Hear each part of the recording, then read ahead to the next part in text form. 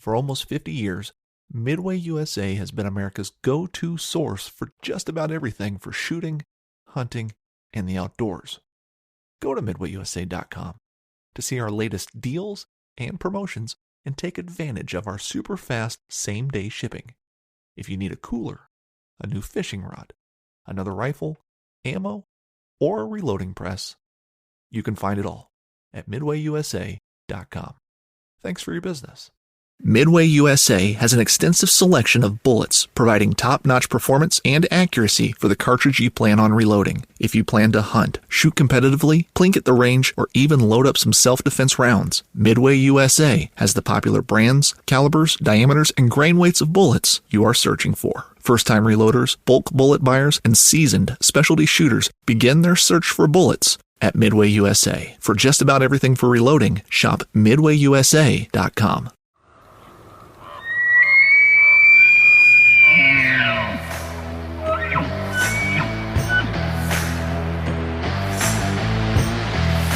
Sitting up there jacked with Pepsi. I'm there for the pack out. You just got to pack me in. Committed to the bow early on. Like, I love getting close and putting up. You cover a range of stuff on here too, right? Like, we call this the THP World Headquarters. You know, my grandpa Roy Weatherby. I came into like that golden little pocket where there was like 4 or 5 different bowls. Just You're Canadian? We're doing a Canadian podcast? My name's Douglas Bode. I'm Robbie Denning. Roy Candy. I'm out of it. We haven't been recording very often, man. It feels like forever since I talked to you. Well, I did a podcast with Kyle, which is airing. I guess this will air next week from the time we're recording. So that episode is dropping this week. So that's the one from a month or two ago? Or did you just do one with Kyle? We did one when you're out running after moose. Oh, I gotcha. Yeah. Hey, you guys always pick the times when I'm gone. It's like it's planned, hey? Yeah, it is. Well, he said I'll do it, but we got to wait till Pete's going. I don't want to talk to that guy. Yeah. Yeah, no, it's been a busy stretch, that's for sure. Yeah, no doubt. We're gonna get into we'll get into your moose hunt so far. Yeah. There's a couple things I want to talk about first before we get blabbering and I forget. Those APE gators. Oh, dude. Did you put them through the ringer? Because I put them through the ringer. Yeah. I haven't even used Alec made me 2 sets. He made me a set for the early season when I'm wearing my runners. Super quiet, like deadly. Really light. Not waterproof like the later season ones. So, I mean, we got into chasing deer. I got into chasing deer with Wyatt. I mean, I had a slow start, bit of my injury was bugging me, but started chasing deer with Wyatt. We got two deer down for him. My elk. I mean, I put him through the ringer hard. Those things are money. But like just the way he makes them and the quality. And like, remember we've talked about gators in the past, and I mean I've run lots of different types of gators, and like there's always seems to be something like the shackle or the Velcro or the clip at the bottom or the saddle that goes underneath. Everything was money. So the set that he made me was a one-off. He's never made these before. This was a prototype deal. There is a couple things we're going to get him on the show. There is a couple things I'd change for wearing them for runners because the runner is a little bit low. But we're going to get into that with him, and I've kind of talked to him about that, and he was happy to get the feedback because like he said, he's never made them for a runner before. But I'm excited to try the other ones I have because now that it's getting to the later season, I'm going to have to go back to boots. Okay, so you haven't tried those. I haven't tried the ones that you're running yet, so I'd like to hear. Let's hear what you think of. Holy shit, that's what I got to say. Without getting too much into the moose hunt itself, we went through some shit weather, and we pounded ground through the moosiest stuff you can find, knee-high, freaking thick bush, the nastiest stuff you can get, as thick as possible, where actually it got us into some trouble in a couple areas where I couldn't draw my bow if I wanted. That's how thick of stuff we were in. bone dry underneath. Those gators look brand new, and quiet as hell. Like as quiet as you can possibly get them, as far as I'm concerned. Everything makes a little bit of noise, but we were going through some really, really loud vegetation where if you were just in your hunting pant or dried up a bit, like if it wasn't watery, I mean, loud as hell. And man, I punished the shit out of those things, and they're unreal. Nice. I don't vouch that much for a lot of stuff, but I will vouch. They are worth whatever. Like every penny's worth on those gators. They're amazing. Yeah, and I think comparable like to the price of other things, I think they're spot on. I mean, for the quality you get and for like them being custom made to each individual, you're not going to get something better than that. No, and I mean, like I've run like those Peaks ones, I've run those, and man, like those are good, they're durable, but they're really loud and they're fucking impossible to get off. Gotcha.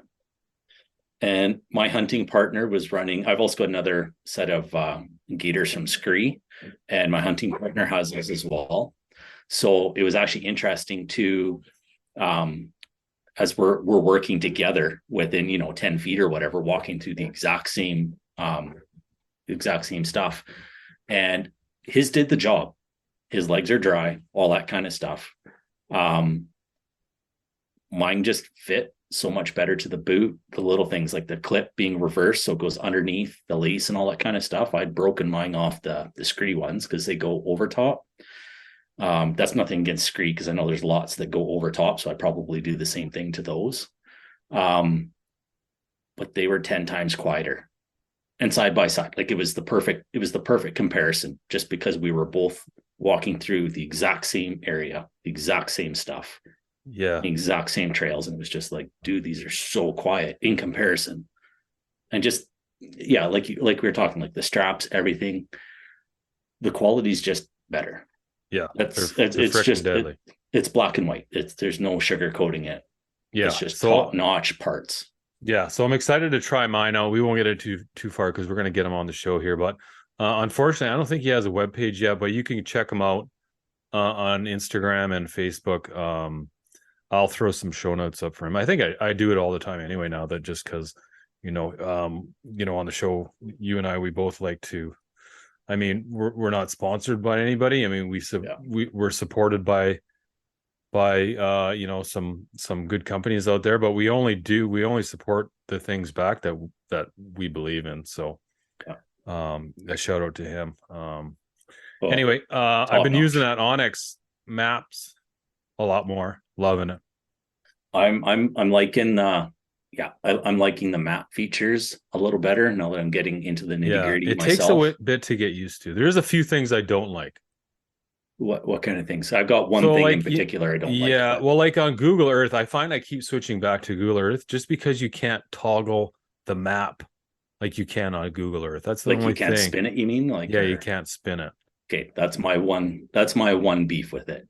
Yeah, mine too. Yeah, because I can go onto iHunter, and look at it spot on, the same maps or whatever, but you can start turning it around with your fingers so that you want to look at it. Well, with the Onyx, when I actually have to flip my phone upside down, it's not the end of the world, but it's those little things. That's all. I find though, like when it comes to like actual mapping, nobody beats Google Earth. So like I always find myself like I'll drop a pin in Onyx and stuff, but when I just want to like look around, and to be on, like when I'm hunting these areas, I know them so well anyway, but there is times when I like to quickly look at them. I always tend to at the same time go back to Google Earth as well and just like flip their map up. Then I can spin it, I can move it up and down, I can zoom in, and like when you zoom in, quality is just like, it's deadly. And they seem to be like really updated on their pictures. That was my next thing. Yeah, in comparison, because I've checked out some areas at home beforehand, obviously. I'm like, okay, I'm going to go check out these areas. But when we were actually out in the hunt there, and this goes for both Onyx and iHunter, so no beef with either one. Yeah. They're both the exact same as far as I'm concerned in this aspect. And that was, we were looking at the maps, and we'd already done this area last year with Evie's hunt. So this was like, what little sections now can we push into to see what we can find? What did we miss last year? Be like, man, this looks good. You got a creek bed, whatever. This looks a thick bush or a regen or whatever that we can see with our own eyes, but it's showing that it spaces out a little farther in. So it's perfect. We're expecting, a little more boggy, moosey area. Fuck, dude, we get back there. It's like 20-foot regen that you can't walk through. Like you destroy your bow trying to get through it. And stuff like that really got it, first world problems, but it got freaking annoying because it's like, it just wasted these precious, 4 hours hiking into this spot where, but that's how you find out too. We know we can't get in there, or we can, but it's not worth it. I'd have to ride the damn moose to have a shot at it. I mean, that'd be a story in itself.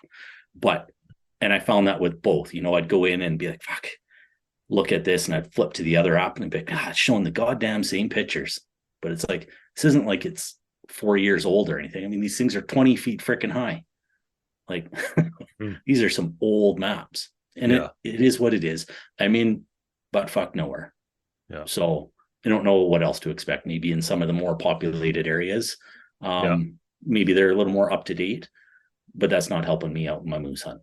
So I have to kind of remember Google Earth. Yeah, Google Earth is definitely, I think, in terms of mapping, is definitely king. The iHunter is great. I just find the simplicity of Onyx. Yeah. For me, I hate apps. I just find it so much easier to use for myself. Yeah, there's a couple of just little minor features I like about it too. It's just personal thing. Yeah. Not that you're going to like it any more than somebody else. I just find there's a few things on there I think are pretty cool. And once you start getting in there, then it's good stuff. Yeah, and I just want to give a shout out so Mike and Kelly, the Rookie Hunter guys, they're back in studio. I don't know if they're going to have their episode out before this airs. So anybody listening, that's a Rookie Hunter podcast fan, be sure to tune into that or pay attention to that. So that's pretty exciting. Love those guys. Okay, man. So season time. Well, where do we start? You've had one hell of a season so far. Well, to be honest, man,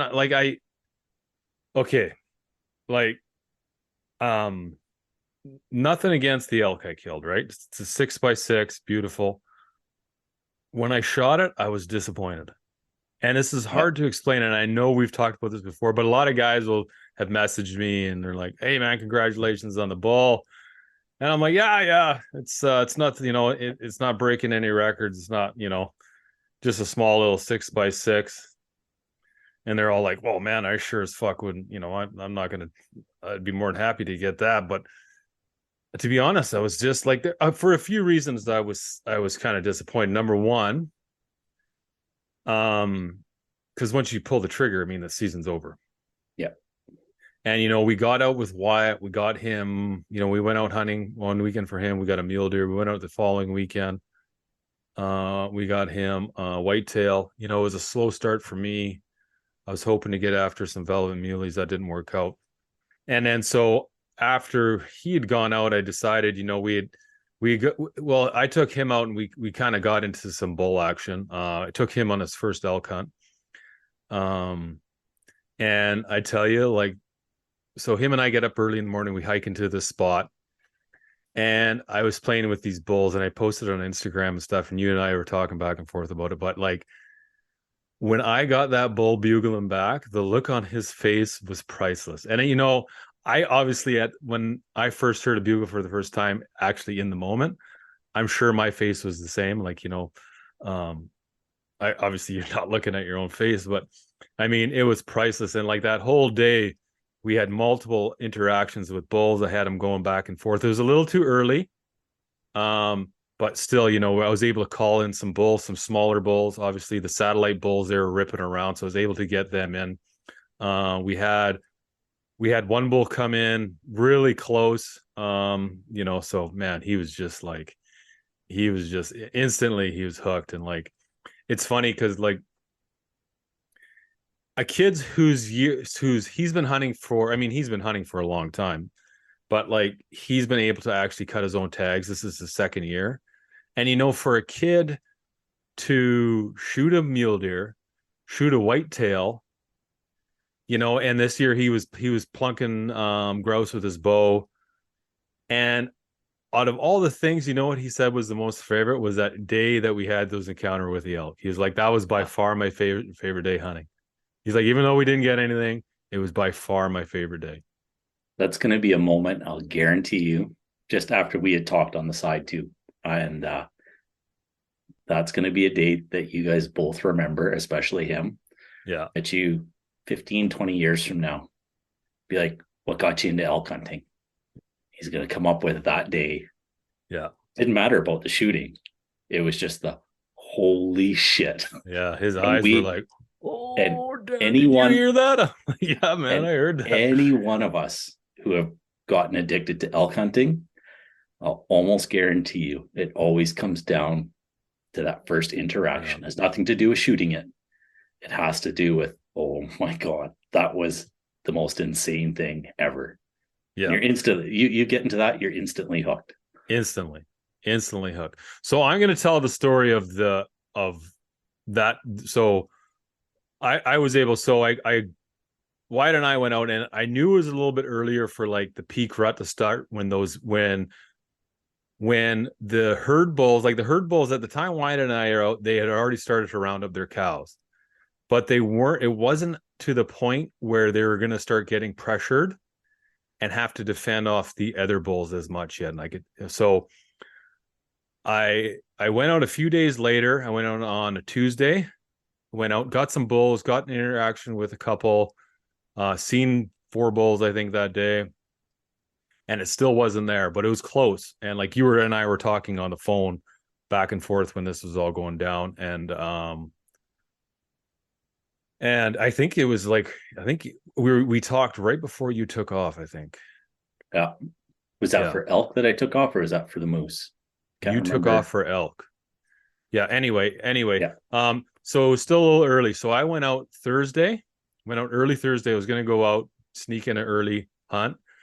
And I went out Thursday morning, and it was just different. Like the woods were different. Like the bull, I got into a group, and that herd bull was making some noise, and you can tell that he was getting pestered by the other bulls messing around with him. Right. So I hunted all day. Thursday night, I got into that herd bull. I had him at 40 yards when he got him into the closest. Big, giant 5x5. The biggest 5x5 I've ever seen in my life. Huge, massive fronts on him. Big, like just swooping big rack. And I was like, oh my God. I was ready to draw back, and I was like, 5. As soon as he turned broad, I was like, 5? What the? Oh man. The other side, 5. I'm like, oh, are you shitting me? So I let it play out, right?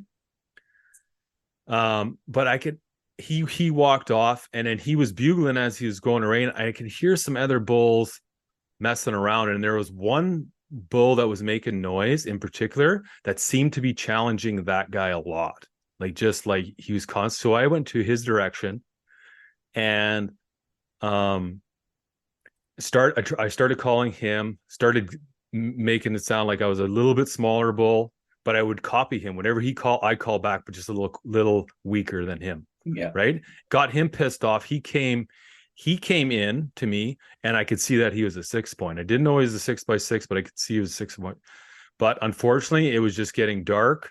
And then and then I didn't want the wind to swirl. I didn't want to get busted. So I just shut up. Right. And I walked out of there. Next morning, I got back on him. Right away, went in there, started cow calling because I wanted the cows that were with the herd bull to start making noise so I could figure out where the herd was. So go in there. Within half an hour, I located the cows. They started calling back to me. I get a little closer, start cow calling again. Get a little closer, start cow calling again. And then I get a bugle between me and them, between the cows that were calling. and where I was, which it was a good distance, I got a bugle, and it sounded very similar to the one that I was messing with the night before. So I was like, okay, well, I'm going to get this guy going. So I start moving in that direction, cow calling, getting a little more aggressive with the cow calling. And then now he's going off. He's bugling off, right? He wants to cut me off before I get to the other bull. So I'm going in, checking my wind. My wind's not perfect. I'm going in. He gets to the point of where I could hear him so close, but I can't see him, and he's hung up. He won't move. So I run back about 30 yards, turn the other way, and I let out a bugle. And then I run right back to where I was. And then I face where I bugled, and I let out a quick cow call. He comes running in, like running in. I'm tucked in behind a branch. He's running through the timber. As soon as he steps out, I step out. He looks right at me, and I just let the arrow go. He was maybe 10, 15 feet. That's awesome. Yeah. So I want to get back to why I was disappointed. Like, yes, great bull, great interaction. It seemed like, like I said, the fact that once you pull the trigger or once you send the arrow, it's over, right? Your hunt's over. That's it. Number two, it seemed like it happened too quickly. Do you know what I mean? Like, it just seemed like it all happened too quickly, where I didn't get enough time to like there was like go through like the suffering and like the, like, oh, that was something new. I learned something new there. Like, you know what I mean? Like, where it's like you get schooled a little bit, but then you learn on it. And number three was like the last 5-6 years, other than the one time I passed on that 6x5, I've shot pretty good quality bulls. And when you do that, you kind of just expect it's always going to happen. I know it's not, but it's kind of like, you're kind of like, no matter what, like you're definitely grateful you got to harvest this great animal, got to kill this great animal. But still, at the same time, I was kind of like, man, I wonder, I got a lot of time. I wonder if I didn't pull the trigger, if I could have went for somewhere else and got a bigger one. Yeah. Well, and I think that's the difference, though, between people who only harvest once in a blue moon versus people who are able to successfully harvest year after year, more often than not. It's a different mindset because your confidence is up there. You've learned enough from your successes and your failures that now you flip the script, where when you go out, it's not a mental thing where it's like, I hope I get an elk. You're going out and it's, I'm going to get my elk. Mm-hmm. It's going to happen. Whether it does or doesn't matter. It's a matter of your mindset going in there, because confidence is key. Then you're not second, and it's not that everything's going to work out. Shit, there's so many things that can go sideways on you. But if you're going out there and you're not second guessing what way you're walking, how you're calling, what sequence you're using, you're just doing it because you're confident it's the right thing, it's going to work out a lot more often than if you're always like, should I do this? Mm-hmm. Or should I do that? You've probably already missed your opportunity to just call. Mm-hmm. Because everything with elk hunting, and I'm speaking, and I'm the first person to say, I've called in a lot of freaking bulls. I'm always in elk, but I have yet to pull the trigger on one. I've done it for lots of other people, getting them in. So the process is there. I still have a long ways to go with the learning. But the one key thing with elk that I have learned is there's a timeline. When they call versus when you call, you have to show your hand, or they have to show their hand in a certain time frame. Otherwise, they start figuring some things out. So that's where the confidence comes in what you're doing, maybe the role that you're trying to set up or the sequence that you're trying to set up. It's like going to McDonald's, order a Big Mac or whatever, and you're sitting in line, you talk to the person and you're sitting for 10 minutes. You're like, what's up? It's supposed to take 30 seconds. A burger's supposed to be there. It's no different. They have their language out there. Real elk to real elk, that shit's happening within a certain amount of time, or they're out. And I think that's, part of the key about, paying attention to where you're calling too. If you're in an opening and you're standing in the middle of the opening, don't call right there. Get yourself on the timberline so that if you think they're still ahead, you can move forward still or move back. But once you're in a certain spot and you're locked in there, you have no more plays, because once those elk get to that part where they can see in, as soon as they can't see elk, they start to get suspicious.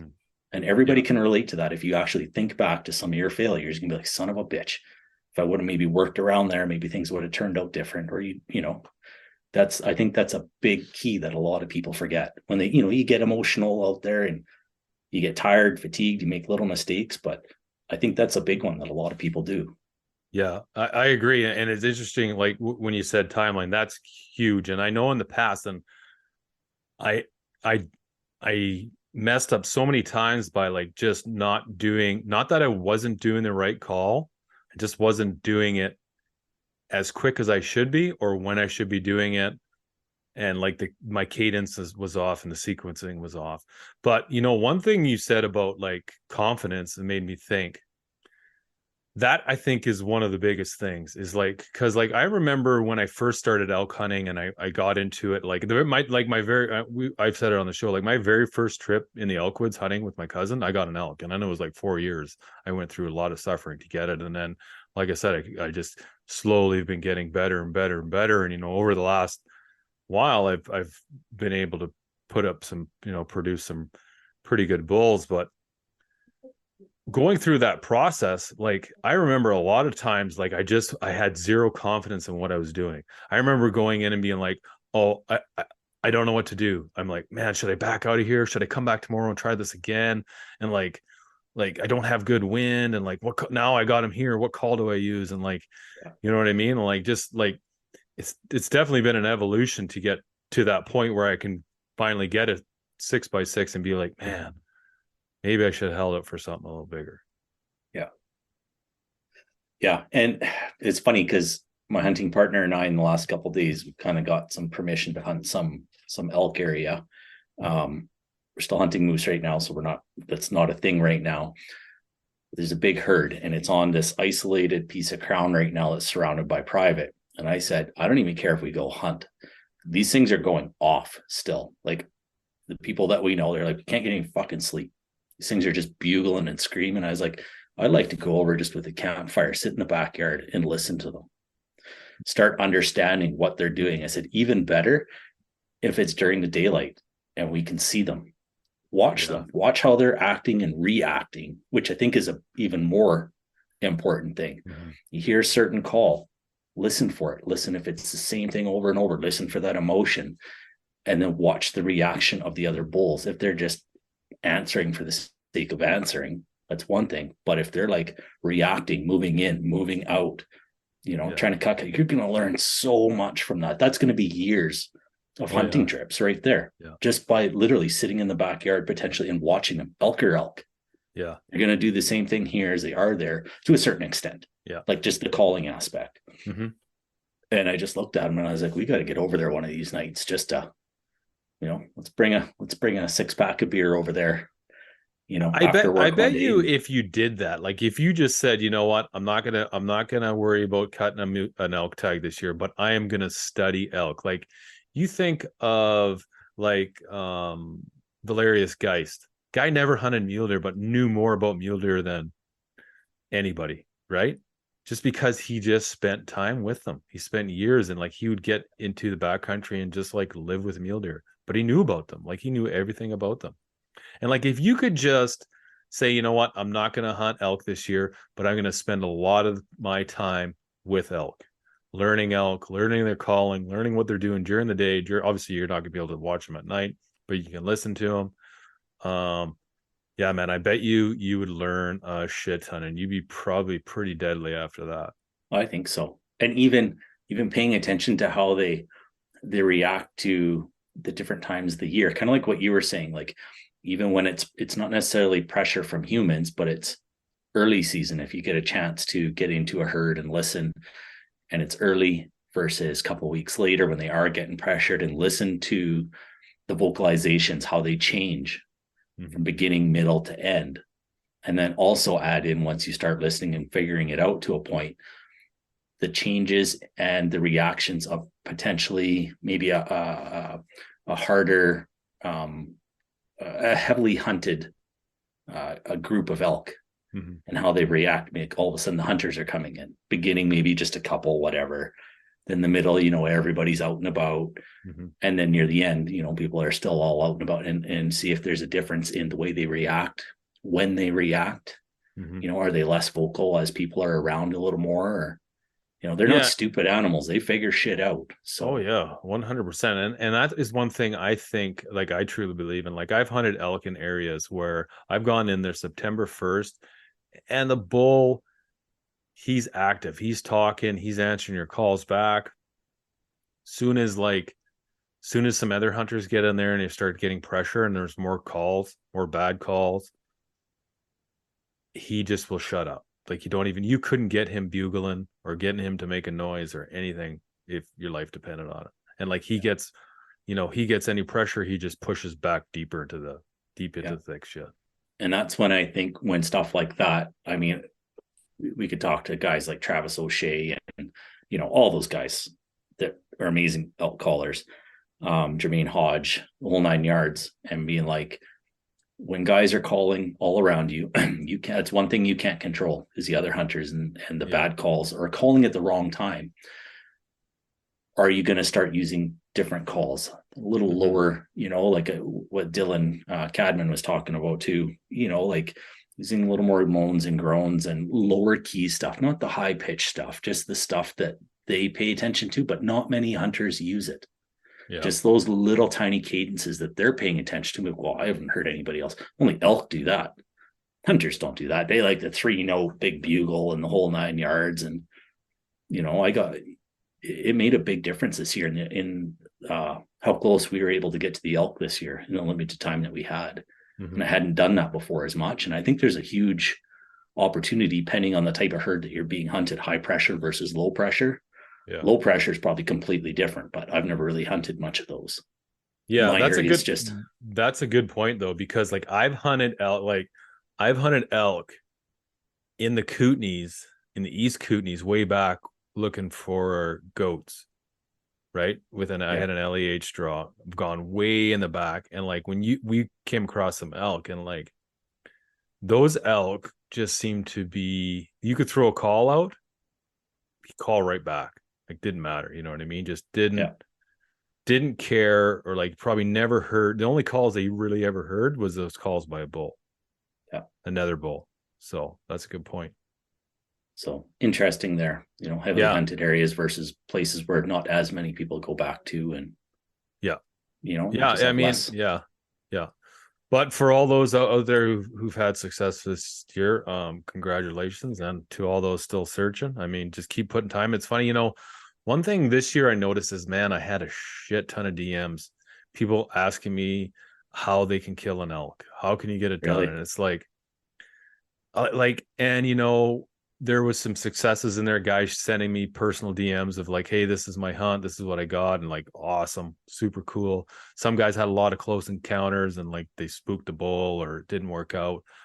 A lot of guys that were wanting and hopeful of getting elk, they just messaged me and like, man, this is too hard. I'm just gonna go for mule deer. I'm gonna go hunt whitetails or something like that. And it's like, well, I responded to every single one of them, even, all the DMs I got. And like, I tell these guys, I'm like, look, man, like hunting elk is hard. And like, how many years have you been putting into it? And like, how much are you working on your calling? How much are you working on like learning the topography of the area you're going into? And like, like there's so much information out there now. And like, we've had so much information on this podcast, and like, you can get things that are going to shorten your learning curve a bit, but it's not going to replace going out and doing it. Like, you can listen to and watch 800 YouTube videos and listen to 1,000 podcasts on hunting elk.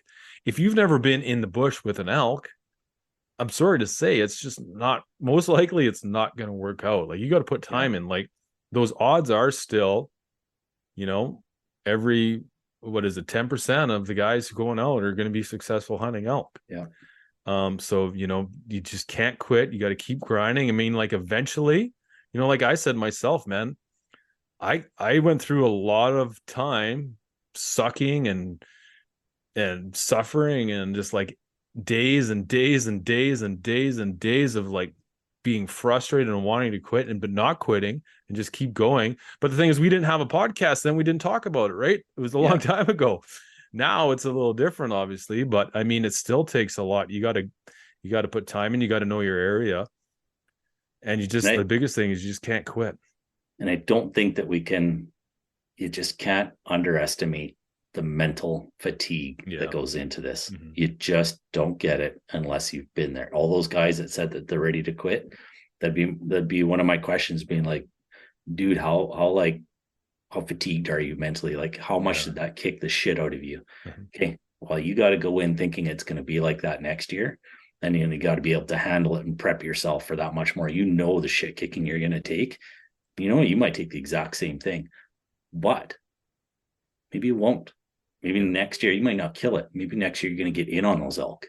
You're going to get some opportunities. And then you're going to think back and be like, all right, yeah, it's I'm getting somewhere. I'm getting somewhere. I'm moving forward. Shit, I've gone years and years and years. And yeah, I'd love to pull the trigger on something, or elk in particular. And it kills me every year as to how freaking close I am. Like, we're talking to the point, people, where 3-year-old temper tantrums once I know I'm done. And like, there's times you want to throw in the towel. You're so fucking mad, and you're just like, and it doesn't even mean that you did anything wrong. Shit just happens out there. Oh yeah. And these animals don't want to die. They want to live. Like, they're going to do everything in their will not to be found by you, so you can't kill them. Yeah. Like, I keep trying to tell them it's going to be a cold winter, and they still don't want to come into my freezer. I tell you, fucking dumbasses. Yeah, they probably, that doesn't sound a lot warmer to me, but the biggest thing is you got to keep plugging away. And like, you know what, it's funny. So we took a friend of mine out this year hunting.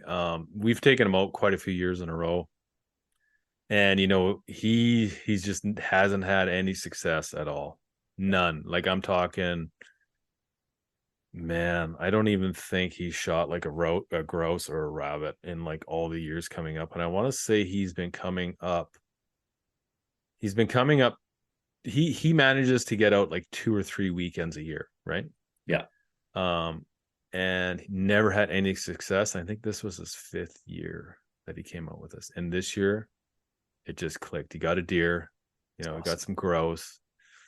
He got some rabbits. We took him out turkey hunting. He got a turkey. Unfortunately, the bird flew off. Like, it wasn't a very great hit. The bird flew off, and we just couldn't find it before it got dark. And then the next day we found it, something else that it got onto. But still, you know what I mean? Like, he wanted to quit. I remember a couple times, like, I remember last year, he's like, man, I just get so discouraged. I just like, this just hard. And he's like, I don't know, like, maybe I'm just no good at this. I'm like, dude, you just got to keep plugging away, and it's going to happen. It's only a matter of time till it's going to happen. And you know what? 2 thumbs up for the perseverance. That's a long time to go without getting, a shake at anything, or, just things go sideways a little bit for whatever reason, and still sticking with it. Well, and the time is also something to think of too. And I kind of explained it to him, like, you got to remember, you're hunting 2 or 3 weekends, and you're getting like 2 or 3 days in. Like, you're getting like a Friday, a Saturday hunt, and then like a bit of Sunday, and that's it. Yeah. Like, so that's what, like 2, 4, 6, say 7, maybe 8 days a year, most likely 7. So you're getting 7 days a year, and you've done it for 5 days. That's 35 days. I'm like, dude, I put more time in the spring than that. You know what I mean? So like, you can't compare somebody who hunts 70 days a year and you're looking at what they put in the freezer. You just can't compare, because it's just not fair. So you got to just happy to be out there. And like, I said it before, man, like, comparison's the thief of joy. And, that's one thing I really don't like about like those grip and grins and stuff. And like, I'm not knocking grip and grins, like, it's an important part, but it's just like, not for the fact that I don't really give a shit of like the other side, like anti-hunters or those, they take offense to it. I find it just as like comparison's the thief of joy. And especially the way things are on Instagram now, it's like, man, like, everybody sees it and they're like, fuck, I got to go out and get something. And like, I tend to find, and like, I kind of believe, is that the more pressure people put on themselves, the more they make bad judgment calls in the field where Yeah. like they see an elk, they can't quite get a perfect count on it, but they shoot anyway, rather than they're so scared of that elk running away that they'd rather take the chance of it and shoot it than let the legal bull walk away. Yeah. No, and that's actually been happening down here a lot. Yeah. I can't remember the official numbers, but it's not good for a second year in a row. This year, from like what I've seen and other guys I've talked to, and from the reporting that's gone into the conservation officers, is like this is a trend that's happening. It's getting worse and worse every year, and it's like those things that I like. These are things that, to me, it just seems like are adding to it. Do you know what I mean? Like people are putting added pressure on themselves, and like just be like, okay, if you're going to go elk hunting, it's going to take you 10 years. Just accept the fact that it's going to take you 10 years. So if you're 26 when you start elk hunting, you're going to be 36 before you kill an elk. Just accept it, enjoy it, and have fun in the outdoors. And like in BC, we get to fill a lot of tags, so just have a pocket full of tag. Yeah, because you never know what you're going to run into. Absolutely. And the grip and grins, I think people forget the time. You don't know what kind of time most people have in there. Yeah. And you know what? Even if they say it's their first day hunting, how many years have they been hunting that area? Well, and that's do they know every square inch of it? Yeah. Is that a high density area for those particular animals, whatever they've harvested, and that's why they're there? And it's like, so to compare you with your bulls that you have where you hunt versus where I hunt. Yes, I have elk. Yes, you have elk. You definitely have better quality elk as for size. But you know your area. You know it very well. You're confident when you go in there because you know what's in there and you know how things work. Mm-hmm. Out here, I'm still trying to find, like, I know my areas and I know how they work, but there's a lot of other features that come into play because I'm not way in the back country at the beginning of the season. Well, and its topography plays into that as well. Yeah. Do you know what I mean? And I know you put a lot of time in, but you don't put as much time into it. You just don't get to. I mean, like, I just have a unique situation where I get to put a lot of time in. And like, that's the thing is like, yes, okay, like I was able to kill a bull in 3 days. Okay. But the thing is, it took me a long time before that. Like I've been going into that area. I've spent, like, if you add it all up, I've probably spent over a year in that one area looking, like, just understanding the topography, lay of the land, what animals are in there, when they're in there, like the wintering grounds, summering grounds, where they're crossing, where they're going. Yes. Like, and that's where water is, wallows. I know where every single wallow is in that area. Yeah. And that's what people don't see and they don't get, is that it's not that they don't get it. They don't see it, whether they want to or not. But you have to. Like, you can't expect success just because everybody else around you is getting it. They're doing something that you're not. Yeah. And maybe, and you know what? Sometimes it's horseshoe luck too. Yeah. Oh yeah, 100%. I know a 6 L this year was taken standing in the middle of the fucking road. FSR, main road, right at the kilometer mark. Bang. Well, we've all heard stories of guys driving by and, you know, they shot a great 6-point bull elk. But you know, the thing is, they're not going to do it every year, right? Because you're not putting your time and you're not learning and you're not going through all the steps so you can do it consistently year after year after year after year. Whereas you get to a point, you're just like, you know what? I'm going to kill. If there's a bull in here, I know I'm going to kill it. I know I will. Yeah. Just give me enough time and I'll kill it. No problem. Yeah. And that's how my mentality is starting to get to. I mean, my wife's noticed that and started, you know, even though I haven't, she's noticed a difference in how I'm going into the seasons. It's just like, well, I thought you'd be home by now, you know, with an animal, the way you were going into the season. It wasn't cockiness. So I haven't got one. So I have no reason to be cocky, but it's like, no, I've learned enough from other people. I've learned enough from my mistakes. And it's like we said, I'm in freaking elk all the time. So it's just a matter of time. But that's the mental toughness that you have to go through.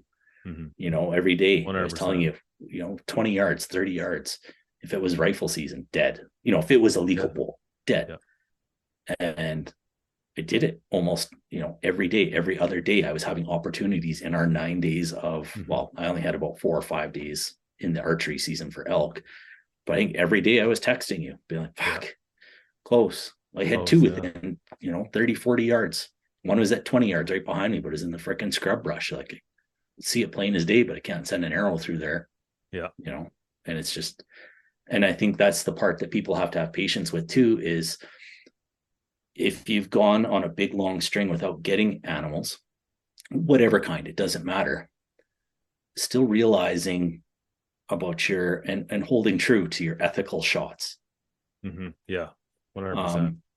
Because every year I have opportunities where it's like, oh yeah, maybe I could have squeaked it through those two branches and be like, no, if I'm not already rolling those cams back, then I'm not confident in it. And I do not mind flinging arrows through tiny little space. I love it. I love those 3D shots and all that kind of stuff. But this is a living animal. And I think it's my respect to that animal, no different than when I have a rifle or anything else. When I pull that trigger, when I pull that bow back, I'm 110%.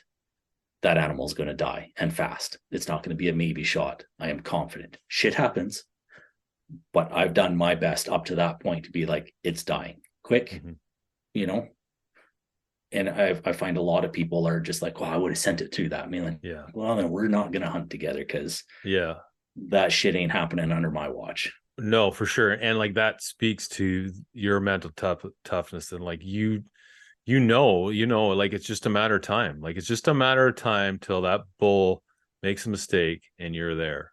All right. And until he walks into the opening, breathes in his last breath, and you let the arrow go, and then that's it. Like, you know what I mean? It's just, and that's it. It's just a matter of time before it's all going to come together. And yeah, I mean, you hunt in some pretty tough, thick ass stuff. Like, anywhere you go in BC is pretty gnarly, but like, I know just from stuff you sent me and like your trail cam pictures, and I know that area, it is thick and nasty. Like, down here we have a little more like opening, more pine areas and stuff like that, so you do get, it's just different on it, man. It's tough for you, dude. It's tough. It's not easy, but to keep that mental, like, just to keep the right mental frame of mind to be like, you know what, I've been burned by an elk right there. It's right there. I have the shot.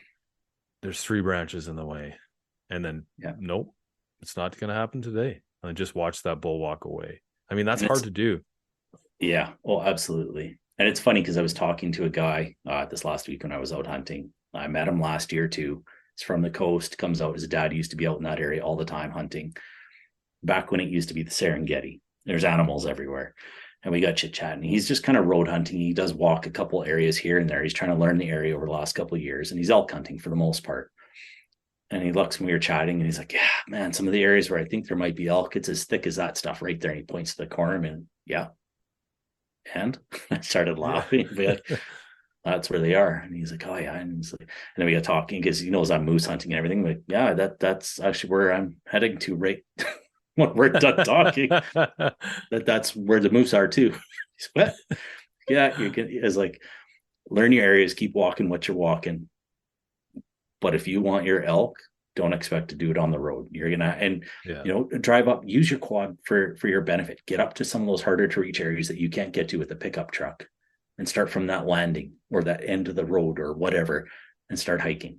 I said, you will find the openings, but it looks thicker than shit from the road.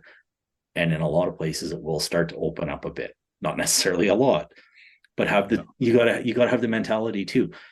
No, you can't see 100 yards, but guess what? They can't see you at 100 yards either. If you can't see them, they can't see you. Yeah. So start using your calling, start using your tracking, start observing rubs and wallows and trails and everything. Put it all together. Yeah, that's a good point. Like, I remember when I was walking through the bush, we were looking for elk with Wyatt, and I was like, one thing to remember, Wyatt, is that we're expecting to see elk. The elk aren't expecting to see us. We have a little bit of advantage here, right?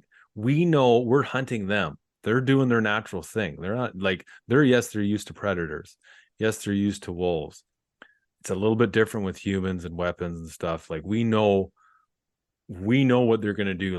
Like we know what they're going to do, when they're going to do it, before they even do it, we know what they're going to do, right? Just because we've learned from ourselves, from studying elk, through all the great guests we have on the show, we learn a ton. So we have the advantage, and that's one important thing to remember. Like we have the upper hand here, so take advantage of it. Absolutely. That goes for all species. Yeah, 100%. Let's talk a little bit about your moose hunt to date. Archery over? Archery, I have one more day of archery. I have Saturday is the last day of archery. I'm just going to say, before I tell you how long I was out for, do as I say, not as I do. We've talked about it before. I love on the that. podcast. I love that. Yeah, we were. It was funny. We were talking. My favorite line. That's my favorite line of the season, I think. Okay, and it's funny because I was like, we talk about this all day. Like, hey, say as I do as I say, not as I do, and I just love it. So, archery moves down here for our LEH is through the rut for a good reason, because they can be dumber than stumps at certain times. So if it was rifle season during the rut, we'd annihilate them. So what I did is I booked my 2 weeks in a row, which could possibly have been a bit of a mistake, but I'm not going to admit that on here. And, trying to get the best bang for buck after learning from Evie's moose last year, when I should kind of be in the area. Now, season wise, I know weather doesn't necessarily dictate the rut or anything like that, but it was freaking 30 some degrees last year, all through September. And even into October 1st, it was still 28 degrees when Evie shot hers. This year, it was like an old school fall. Yeah. Beautiful days, 20 degrees, 1, 2, 3 degrees Celsius at night. Kind of perfect. Like I can't complain about the weather. So I'm not sure if last year, because of the heat, I just didn't see as much activity when we were there earlier, like September 15th, let's say. But when I went to check cameras, one of the first cameras I checked, there was a bull chasing a cow on it already. That day, we missed it by 25 minutes. First day in camp, first night, we just set up and I was like, let's go grab some cards so we can figure out where we're going to start tomorrow. And I was like, holy shit, they're already chasing. I didn't get any of that last year. Yes, we got Evie's was chasing one, but that was October 1st. And this is like September 22nd, 23rd, I think was our first night out there. So I'd kind of planned from then and straight 2 weeks out there. And obviously I'd come back in to restock for food and all that kind of stuff out there. Pulled that camera card. I didn't find out about that bull chasing until we got back to camp. But I went to go pull the last card. It's just about to get out of the truck. And I looked down the road. We're probably 200, 250. And I just look and I got the guy who taught me, Stan Lanthier, who taught me how to hunt, 72 years old. Props to him for being out there.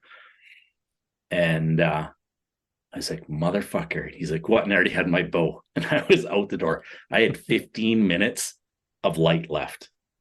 And we are 30 minutes in to our hunt. And I was like, there's a bull down there. And I'm gone. He's like, I'll just wait here. And I booked it down this grassy road as fast as I could, as, stealthy as I could as too. And it just disappeared. I was like, whatever. How do you can't start off any better than that. You saw a bull half an hour into it. Get back, check the cameras. Holy shit. They're full on into the rut. I mean, this bull is chasing this cow in this one camera. Great. So now I'm starting to wonder basically if I should have gone out, if the normal time of the rut is maybe like the 15th, starts around then when they start chasing cows.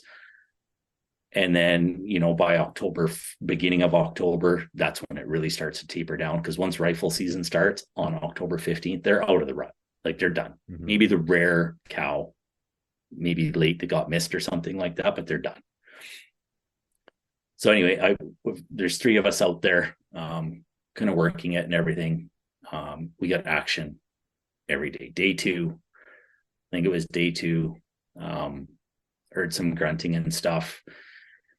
But he's pretty sure he saw a 6-point elk with his kid just across, like we're working opposite sides of the roads, but he couldn't get a count on the front. He saw the 4, 5, 6. Yeah. Pretty sure he saw the 4, 5, 6, but he's like, he couldn't see the bottom One, three. two, three, yeah. He had his head buried in the bush, and he's like, I can't shoot it, especially since we're trying to teach his kid. Yeah, absolutely. His kids, that's not something you want to put your kid through, man. Like, and he's 14. I love it. It's great having him out there. And it's like, no. So and that's why he's my hunting partner, because I trust that he's going to make those. If he doesn't feel right, he'll second guess himself after. I'm like, dude, this is why we hunt together, is because I know you trust your instincts, and your instincts are going to be right. You did the right thing, not guessing. Day 3, we go for a drive up. Does a morning hunt or whatever, and his boy goes back to town with my wife, who was out there with us that weekend. Get to the top of this road. There's a cow. I got videos of it. I haven't posted it yet. I got videos of this cow, and we just sit there and watch, and there's nothing around. And it doesn't fuck off. It just sits there on the road and goes and starts eating. And I was like, well, whatever. We'll just keep an eye on it. No point in pushing it because nothing bad's happening. And then she freaking gets out and she pins her ears at us. We're 100 yards away. And I was like, so that's odd. There's no reason. We're 100 yards away. No reason for her to be pissed off at us. And Greg was like, I'm going to range it just in case. So that was our deal. He has his rifle for elk. If we see an elk, I start counting. If we see a moose, he starts ranging for the bow. So he ranges it, and I grab my bow that's beside us. And I have it up front, and I'm already dialing to 60 yards just on my triple stack there. So I know that's all I got to get up to. And all of a sudden she turns. Sure as shit, out comes this beautiful bull. Not panicked at all, looks at me. I hop out of the truck, and I'm doing the old bow over my head, swaying and grunting all the way up there. It was like, hey, what's up? Check out my lady friend here. Didn't care. I start walking up. I start gaining ground. I probably gained 15 yards on it. And the cow just gingerly walks up into this steep, not too steep, but thick ass bush. And I've got him stopped. So I'm going. And then all of a sudden that stupid bull turns up the road, not panicked, and just starts walking. Well, fuck. I just lost my 15 yards just like that. And it all of a sudden starts heading up into the bush there. So whatever. So I keep walking up past it, calling it. And I realize it's not coming back to fight or anything with the bull calls. So I switch over. As soon as I got to get on the other side of it because the wind is not in my favor, but they didn't win me for whatever reason. So I start bawling at it.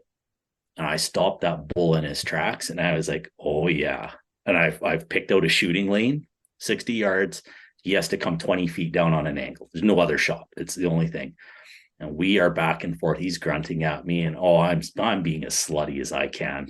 And he just wouldn't come down. He turned, he faced me, and he looked like he was going to step down. And I was like, oh, you're done. I was clipped in. I was ready to go. And then eventually it just clued into him. Fuck. That sweet little lady friend I met earlier is a little farther up the hill. So he turns around and he walks up after her. So of course I'm like, oh, I'm going to chase that thing. So I started heading up the bush. Yeah, I got in about 20 feet and I came back out. And I was like, this ain't happening. This shit I was trying to get over, that thing would have been halfway up the mountain before I made it another 20 feet. Yeah, a little easier with his legs than yours. Yeah, there's just too much blowdown and the thick stuff. Like there's no opportunity in that spot to push him. Anyway, long story short, the rest of that week, I think we had a couple more opportunities seeing bulls on the road as we're driving out to spots, and we were getting out and trying to stalk into them. Wind blew us a couple times on an immature, and it bulldozed it. So I shit you not, I think the trees just came out of the ground out of fear. And so we had 2 opportunities like that. And then the old guy, Stan, he ran into a monster. He was just quadding down the road to go to a new spot. I haven't seen an old guy like that. So excited. We caught up to him. He whistled to us because he was trying to call this thing back, and Evie and I were driving back to camp. And he came out, and all his words, even in front of Evie, he's like, it's fucking huge. And we were like, what was? It's fucking huge. He's like, counted 12 shock. Points on one side. And I'm like, what? Whoa. And he's like, this guy's shot a lot of moose out in Ontario. He knows his moose, and he's like, it's fucking huge. The next Love morning it. we set him up in the area and all this kind of stuff, but never did see it again. Anyway, go out the rest of the week. We've had opportunities with every animal. It's been fantastic. Nothing's quite come together, but it is what it is. We've put in our hours. Nasty weather, rain sleeting on us up at the top. And then I went into town to get restocked up. My truck broke down while I was in town. Luckily, CV joint went on it, so called up some buddies and they got it was all starting fixed when you're texting me and telling me what was going on. I was like, man, this is starting to sound like the beginning of our moose hunt last year. Yes. So I got lucky enough that I got some good buddies. They knew what was going on. They got me into the shop right away and got it fixed up. Went back out, had I think one more day with the boys, and then Greg, his week was up for holiday, so he headed home. I think a day early. He was pretty tired. Stan lasted a couple more days, and he's kind of swearing at me. He said I was trying to kill him, or I was bringing him into. So he's mostly road hunting and going into like short calling areas that I'd already picked out for him. Being like, you can get into these. Don't worry about it. They are here. And I spent my last week alone out there. Fuck me, did the grizzlies and the wolves ever come out of the woodwork and down low? They came from up top and down low. I had to change my plans quite a few times where it's like, okay, I'm going to work this area today. Tomorrow I'm going to work the top. Tomorrow I'm going to work the bottom. I've heard they're in here. I know they're in here. I'd go to hike the bottom and there'd be a freaking basketball size shit there. Looked like a fucking half an elk in there or something like that. And I'd be like, less than half a K from where I'm going to hike and start calling me like, well, I'm not going in there. Like, I'm not afraid of bears, but I definitely respect them. And I'm not going to start ringing the dinner bell when I know like this thing's like an hour old. Like it's freaking just done steaming. And this happened a couple times. It's not a big deal. I just went to plan B, plan C, and that kind of stuff. There's times I was calling one call and under 5 minutes I was having howling. We were surrounded by coyotes at once. I was ready for them guys. I got my rifle with me. Oh man. The wolves are the absolute most frustrating thing when you're trying to call and you hear the howling. You're like, for fuck's sakes, like, it doesn't matter. Like the animals hear those and they just they just shut up. Like as soon as I heard them, I didn't call again. I did my sit. I sat in that spot for a while because it's a corridor. I know they're coming through here. Yeah. Because if I'm not there, that's when they go through. Yeah. So I stopped calling. Yeah, exact same thing. I'm like, well, nothing's calling in this. They're not stupid either.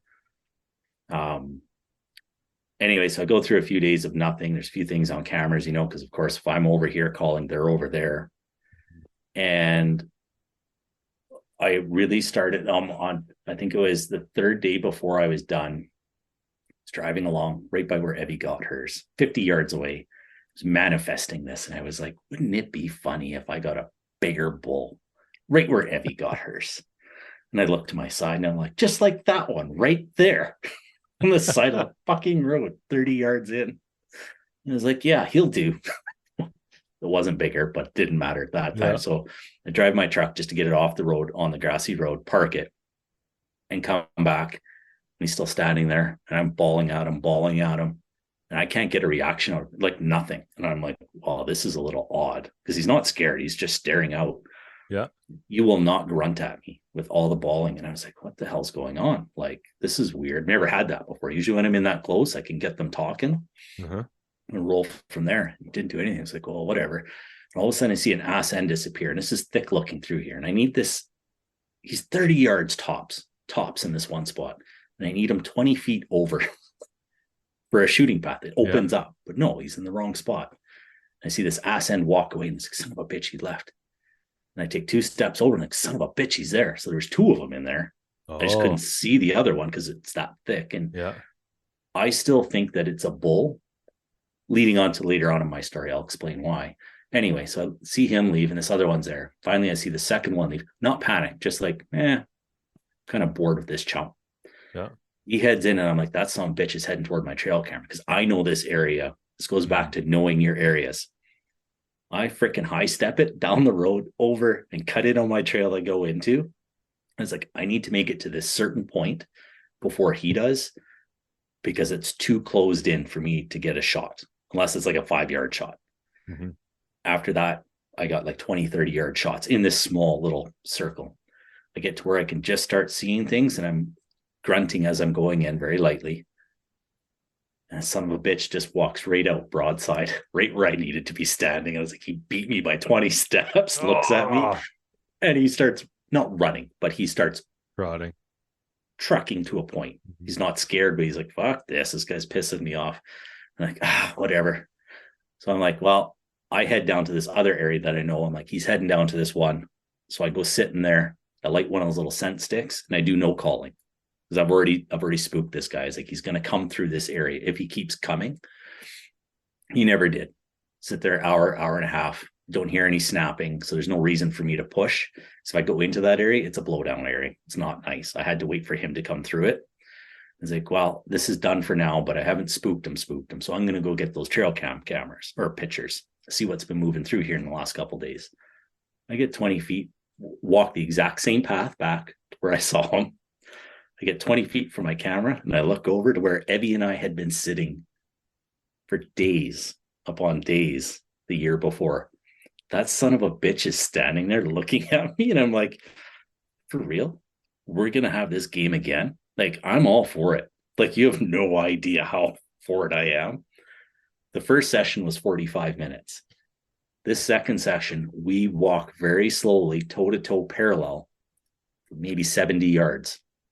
And I'm cutting in on different angles, just trying to react like him, because I've already pushed him once, and I figured he's probably pretty sensitive. And there was probably 3 times I needed to make about 5 yards to where I'd be like, there's a small shooting lane here, and I'm pretty sure I can get an arrow through there. And just as I was about to get there, he would take a couple steps. So I have to backtrack and then use the main trail again. And once again, by the time we got to the end of our little walk at 70 yards, I was like, man, if I can just push him just a little bit more, it totally opens up. Like, I'm at 40-yard shots now. Yeah. It's just the lay of the land. And I'm in thick alder shit. This is the stuff we were talking about with the gators, that super thick, super hard. It's tough. With a rifle, lots of opportunities. Like, it's not too bad with that. But with an arrow, no chance. And yeah, he ends up spinning on me instead of continuing to walk the one direction, just heads back to where he was when I first saw him. So I walk all the way back with them to there, back to past my camera. And I was like, fuck, he's gone. So I was like, well, I'm going to go check out where he was standing to see if he was in this little sloughie area or not, or if he's just on the edge. I walk back. The fucking son of a bitch is 20 yards away looking at me again. But it's like this. Like, the others is looking through. And I'm like, you're really starting to piss me off. Fuck, you just need to get up. Like, it's one of those things like, man, if I could just get up a little higher here. Dude, there was times where seriously, if the bushes were 6 inches lower, I could have seriously like stood up on a little sod pile or something, or stood up on my toes and shot my bow. But it was just like his vitals were just always covered, because I was just like, fuck, either I've shrunk or everything's grown a couple inches in here since last year. Yeah. So that was the most frustrating, exciting, learn lots. Yeah, it exciting. Sounds like it was a wicked day. But at the same time, I was like, holy shit, is the rut over? Because once again, I've never had it where I've been in that close of a contact so far and not being able to get them grunt back with some bawling. Yeah. Especially when they're still so chill. Like, it's not like he was freaked out. Anyway, he walked out of my life. I haven't seen him since. The next night, I call in a cow. I went to check another trail camera. I was going to go set up for calling, and I look down and I can see these round ears, and motherfucker, those stupid whitetail. These whitetail have been busting me in this one area. And I was like, no, those are too big for whitetail. No muleys. Son of a bitch. That is not what I want. Then I was like, moose right off the get-go. I was like, cow moose, I'm done. Like, but she just stood there, and I was like, sun shining right in my eyes, put my bow up on my bino harness. So it just looks like I'm a small bull. Yeah. And I back out. And I go to where I'm going to sit, and I just sit quiet for like 15 minutes. I don't make a sound. And then all of a sudden I let out the tiniest little just cow sound, just a little tiny bawling. And it was just like, bang, step. And all of a sudden I can see this moose behind the tree. And she folded her ears forward. Like, I couldn't fully see her. I could see her legs. Yeah. But her ears came forward, and the way the whites of her ears showed, I was like, son of a bitch, there was a cow, or a bull with her. I swear to God, it was a small bull. Mm-hmm. And I can see it start to move. Dude, first time in a while, I was clipped in and I started rolling back. And I was like, this is happening. And it popped inside out. And I was like, you fucking bitch. And I was like, so I let back down. And this happened so fast, I forgot to hit my little Tacticam camera. So at this point, I knew she was a cow. But then at that point, I'm like, fuck, I hope she doesn't have a calf because them things are mean. So I'm looking over at my rifle and I reach over and I grab it and I bring it in. Not that I'm going to shoot it, but I was shooting to the trees or something like that. Because they're mean. Anybody doesn't know, I'll take on a grizzly bear before I take on a cow moose with a calf because they're freaking relentless. Yeah. And anyway, so I watched her. I think I got some video of her. I haven't checked my camera yet. But yeah, 30 yards. And she walked off kind of grunting. I've never heard it before, but almost grunting like a bull, but very feminine. Oh yeah. Like, you know what I mean? It was very light, it's almost like a searching call. I've never heard it before, but I'm not a moose hunter either. I really wanted to talk to somebody who's moose hunted a lot before. Interesting. But it was just like, meh, meh, meh, meh. And I could hear her. So it was almost, to me, it seemed like she wanted to search, but, just trying to find somebody. But yeah. And that same night, though. Yeah. So I had some other guy. You got some time still. Yeah. So next week, bow. And then Sunday will be rifle. So I'll be out ready for that. I'm still, don't get me wrong, everybody. I want to get this done with my bow. I've done so much time, effort, practice. I'm all for my bow. But at the same time, come Sunday, the fucking boomstick's coming out if I don't have it done Saturday. And if one of them sons of bitches looks at me, it's going down because my freezers. Are you going to be like backpack with both? Just in case the opportunity comes up where you're like, man, I can get that fucker with the bow. He's right there. No. 30 yards. You're just going to be like, once no, bow, I'm bringing my rifle. It's going down. Well, Evie's coming out with me that weekend too. So can you imagine if I fucked up and I could have shot it with my rifle? I didn't. Dude, I'd be coming and asking if you got a spare bedroom for a while. Just be like, I want my damn meat sticks and you owe me some meat sticks.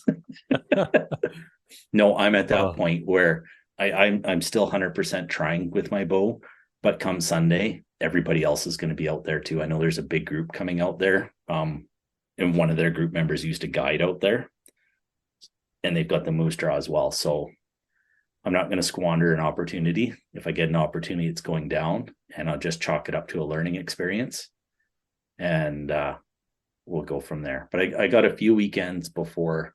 Like I've got till November 15th, but I don't have a snowmobile or anything like that. Mm-hmm. It's way the hell back there. And there's a lot of those roads that are super sketchy.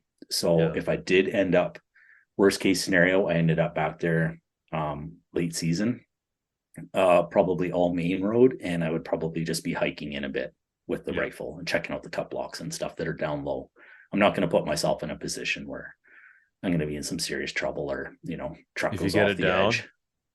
Just be like me and don't even like, I put myself into bad situations, like not bad, but just like, because like the last thing on my mind is like, how the fuck am I going to get out here? Like, I don't even really, that doesn't even enter my mind. And like, when you get a moose down, I remember last year, it was like, well, fuck. Yeah. That's a lot. Reality sets in real quick. Elk is one thing. Moose is another. Yeah, man. Especially a mature moose. Well, and they're always, it's the snow you got to deal with. Yeah. That's the killer. So I do have people on call and got my inReach with me, and they will be, as long as they're not out of town, they will be there. And if I'm late season, I know there's snow on the ground, I'll be bringing my sled. Like, not like your power sled, but pull sled to help me out so that I'm not backpacking. Yeah, I'm sure there's got to be a couple guys around with a snowmobile if something did happen. Yeah, I'd get it out one way or the other. That's the last thing on my. It's more the truck, not putting the truck over the edge of the freaking mountainside or anything. It's not. Well, and it sucks getting stuck. It just sucks dealing with all that crap. Like it's just now you just wasted all that hunting time trying to get yourself out because you did a stupid thing. Yeah, and I mean, we're a little too old. Yeah, you are anyway. I'm getting there, but not quite there yet. We're a little too old. We're both a little too old to be out getting stuck, man. Fuck. I'd rather be doing anything else than be stuck. Like, man, I just would. I remember the last time I was stuck, I was like, fucking really? This is what I'm doing right now? Like, Yeah. I thought it was over this. But Oh man. Yeah. okay, dude. So Well, it's been awesome to catch up anyway. You betcha. Let's, You're heading out here pretty. Where are you heading out here? I'm gonna be going for bison. And then I'm going cross border to Alberta. Yeah. To try to get another elk. Beautiful. Which I've never done, been able to get 2 elk in a year. Obviously, in BC, you can only have 1.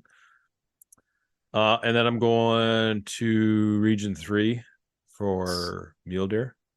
And then I'm hunting with our man, Ashley Stuckless, in December for whitetails. Sweet. That'll be a good trip. Yeah, it should be fun. We're going to be filming for his new... He's going to be part of Wild TV, as he was saying when he came on our show. Him and I did that episode. I can't remember what you were doing. I think you were at the Nationals or something when that was going on. Yeah, something like that. Yeah, I saw you had a post out or something about that he got on with them. And yeah, so he's going to be part of the Wild TV crew next year. So we're going to do some filming for either an episode or 2 episodes of that. We'll see. Him and I, we're both going to have whitetail tags, and if we can make it happen where he gets one and I get one, then he can turn it into a 2-part show. So it's going to be a lot of fun. So there's still lots of season left, and I'm pretty excited. I got lots coming up here, so I'm going to be pretty busy. But yeah, that's man. Hopefully the next time we get on air here, you got a moose down. I'm going to have a moose down. Hey man, I am 100% confident you're going to do it. I know you will. Yeah, absolutely. Okay, buddy. Chat later. Have a good one. Okay, bye. Friends of NRA is your chance to support our Second Amendment rights and preserve America's hunting traditions. Join Friends of NRA at one of our 600 exciting events nationwide. From games to auctions and exclusive firearms, Friends of NRA events are your chance to support a cause you care about while having a great time with patriots in your community. Whether you're a seasoned shooter, an avid hunter or outdoorsman, or passionate about freedom, there's a place for you within Friends of NRA. Visit friendsofnra.org to find an event near you. Stand up for freedom with the Friends of NRA. From dawn to dusk and every moment in between, Captain Justin Leake and Meredith McCord have an exciting adventure waiting in the water. Catch Chasing the Sun, Sundays at 10 a.m. Eastern on Waypoint TV. Waypoint TV, your destination for outdoor entertainment.